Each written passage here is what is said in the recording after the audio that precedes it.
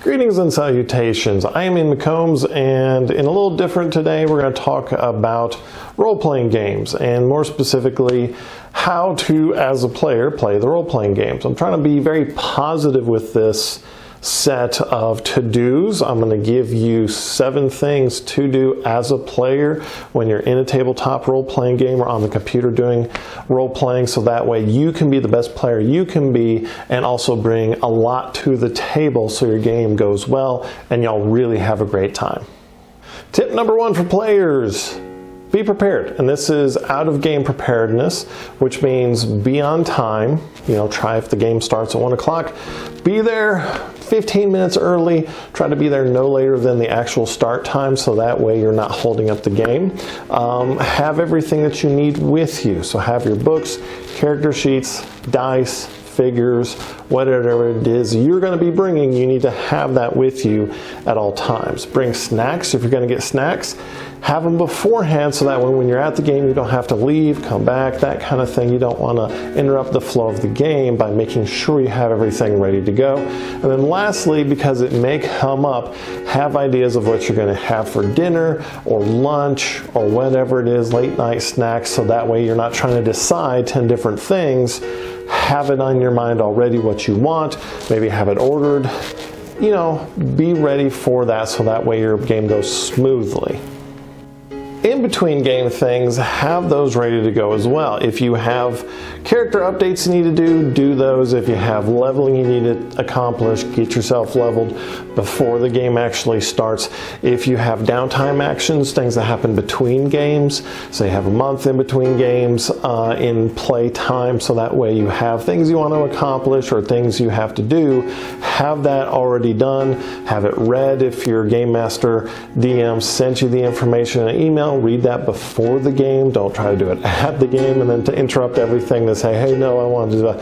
Have that already done. Have that ready to go. And then if you need side conversations with other characters, with other players, with your DM, try to get that done before your game so that way you're not interrupting the flow of the game later, during things. You have it already sorted, so that way you can just play and be right there in the moment.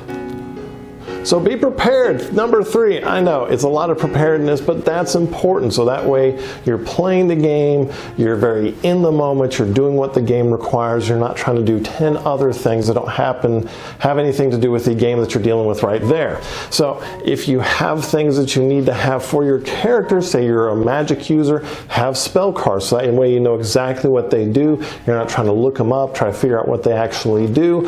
If you have questions, see an online forum or ask your fellow players or GM or DM in between games. If your spells have templates, have the templates already prepared, ready to go. Know what does what. So if you're a fighter with 20 different kind of feats and 20 different styles of fighting, if you're a monk that can do all kinds of fun things, know what that is, know how that works with the game mechanics so you know how to play your best. If you have companions, you have a wizard familiar, you are a ranger and you have a bestial companion, you're a druid and you have 20 different things going on, have those statted out, ready to go, know how they work, so that way you're not trying to figure it out as you go. And then keep track of your buffs and debuffs. Don't just rely on the dungeon master or game master to figure it out. Know what buffs you have, know what debuffs you have, and already have that calculated as you're doing combat or spell challenges, skill challenges, or that sort of thing, so that way you're in the moment and you're keeping track of it, so you're not relying on your game master who has a lot of things going on there at one time. Help your DM, and this is a really huge one that a lot of players don't really think about, but if you can, if you're experienced, if you know some things, help your DM. The main thing is help new players. We want new players to play with us. That's the only reason we do this role-playing stuff, is to interact with strangers, friends, acquaintances, loved ones. So really bring them in, make them welcome, and help them along so they feel like they know what they're doing, they really enjoy themselves and have a great time. Keep the table moving. So if you need to help somebody figure out their stats, their modifiers, do that. Tell the DM, hey, this is what happened. Boom, you're moving the table along through combat. If there's a gigantic conversation going in between things, your GM is interacting with one person, they look to you and say, hey, what just happened? Explain what happened so the other NPCs and can be caught up to date, so that way you're keeping the table moving and not just stopping, and stopping, so that way one conversation takes 3 hours. Also, if you have a list, and I really encourage you to have a list, things like loot, history, NPCs, places you've been, things you've done, so that way you can refer to it later. It'll help you, it'll help the GM, it'll help the story, so that we can keep track of things, and also really makes the DM feel good because they've done a lot of work in this game, and now you feel very invested in this, which is really awesome. It really feels good when you have all that investment in what they're doing. Help the DM, number 2, yes. Running a game is hard work. It's mentally taxing, so really help them out as much as you can, so that way you have a lot of fun, they have a lot of fun. Because if they don't have any fun and they don't want to do it anymore, you just lost out possibly on a table. So one of the big things you can do is help the adventure move along. So that means you don't get bogged down into unnecessary details. You're trying to do this one thing and it's obvious that that's not going to happen. Just let it go and move on and do another thing. Sometimes this is hard when you're dealing with other players and they have competing goals or conflicts. That's a thing that you and the players need to deal with, not necessarily involve your game master or dungeon master in that. This is a hard one. Correct bad players or bad play.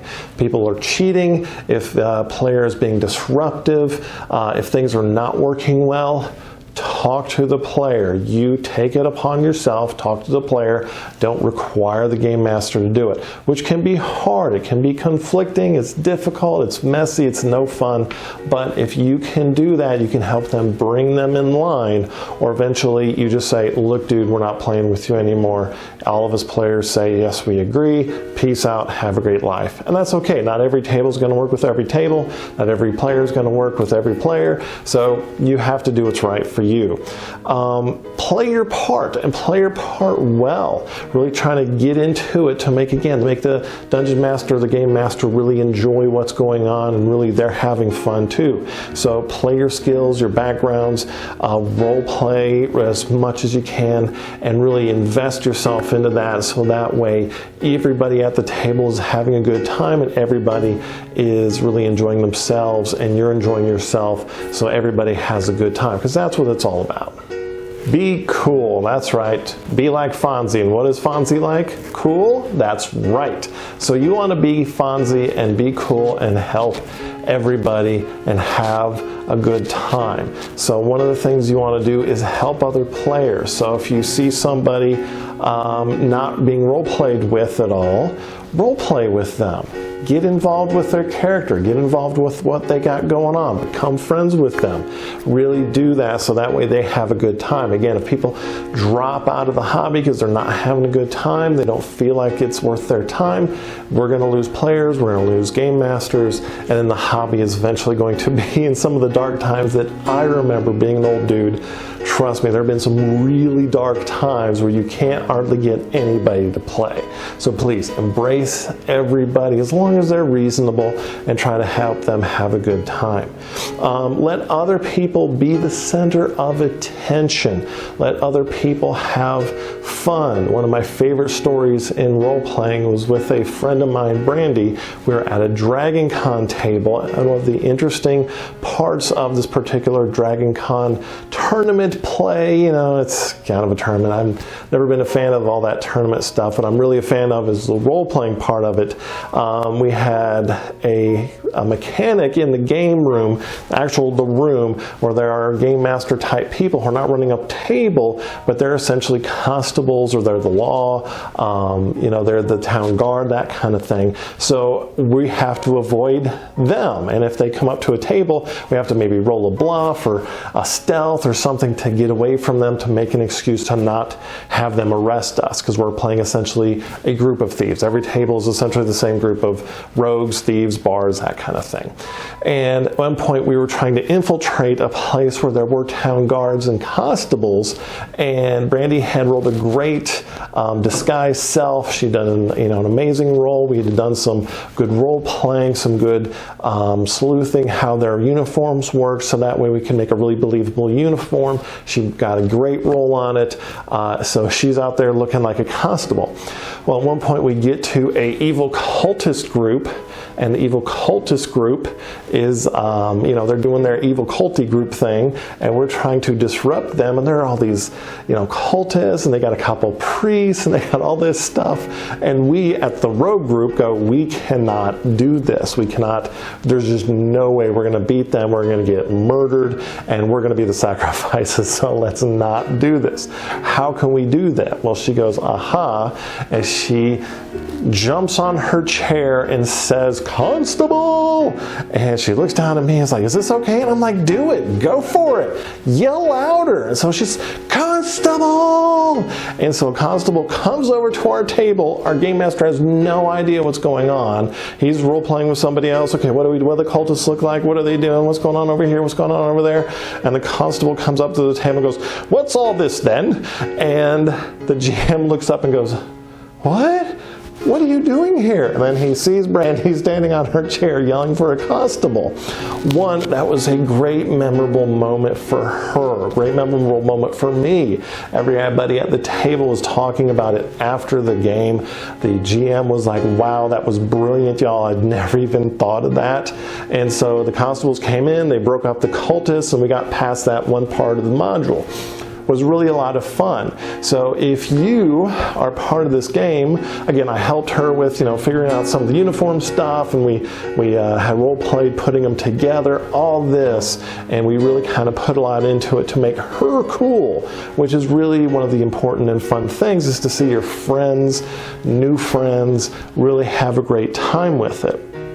I'm big on for me, is if there is a role that's missing out of a table, generally the healer or a tank.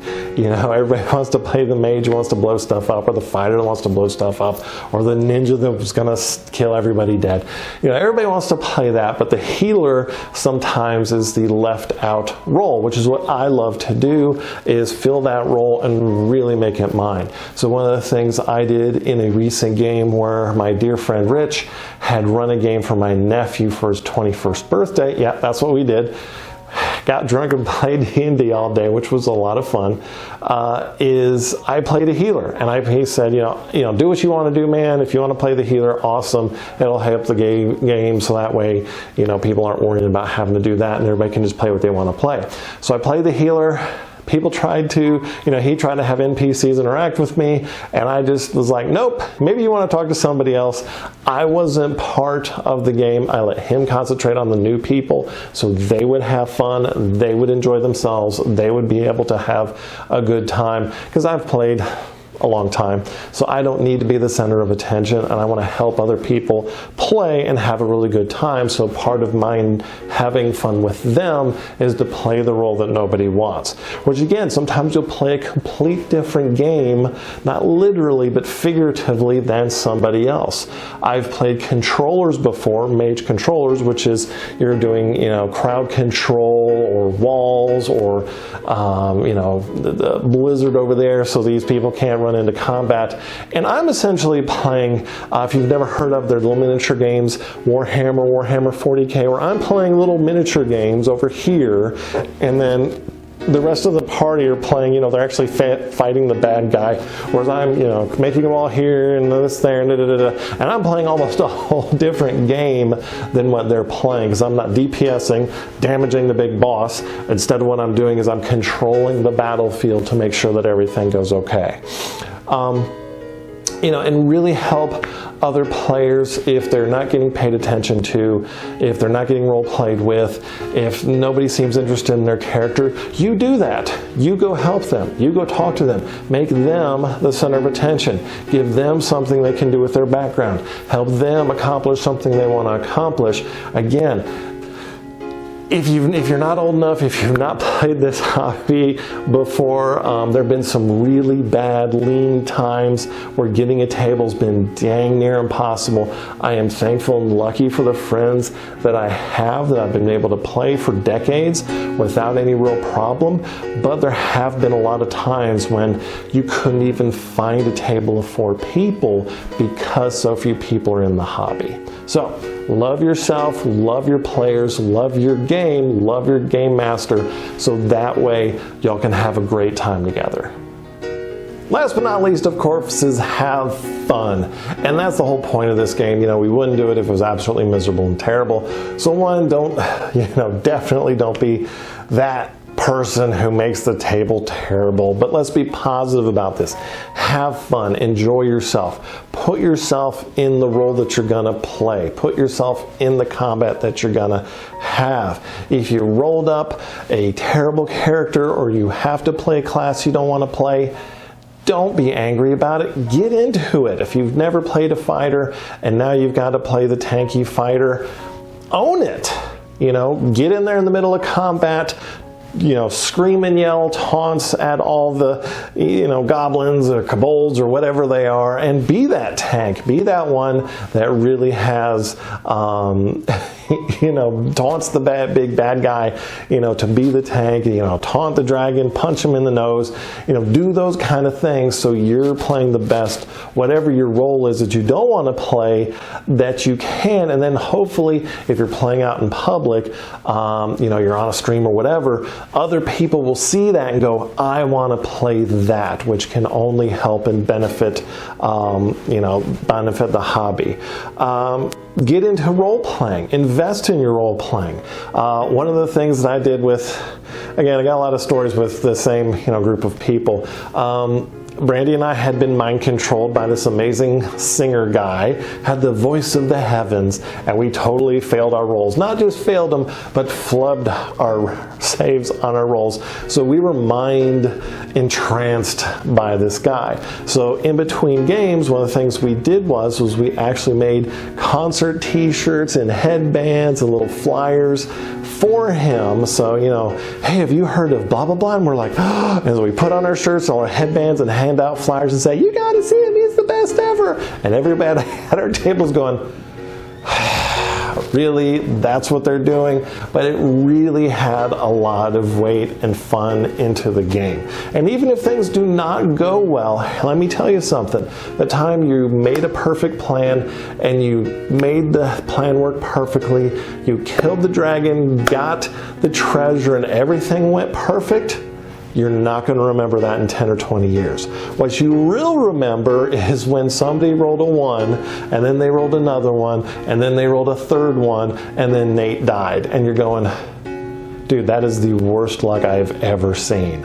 And so those are the times when you really remember it and have a great time. You remember the time somebody said to their alchemist friend, hit me with it, I can take it, I've got a swarm of fleas on me, I can take the damage, they'll die and I'll live. And then you do the math and you're like, okay, if she crits me and does max damage, maybe I'll go down, but other than that, I'm fine. And then she hits you, crits you, confirms the crit, max damage, and you go kersplat. And you go, oh yeah, see, that's memorable. Doing a perfect whatever and rolling all the best rolls. Sure, you might remember it every now and again, but 10, 15 years down the line, you're going to remember that. And Megan, to this day, will say, hey, don't let me hit you in the face because of that moment. So that's what really brings your friends and acquaintances, players that you've played with, to really enjoy the game and have inside jokes that'll last you not just maybe a minute, a year, but years and decades down the road. And that's what's really awesome about this hobby, is you can really make lasting stories that really unite people and make people part of a real good community by making those things with each other and really developing some amazing friendships that can really last you a lifetime. So I really encourage you to be the best player you can be, and I hope your role-playing endeavors bring you peace, love, and happiness.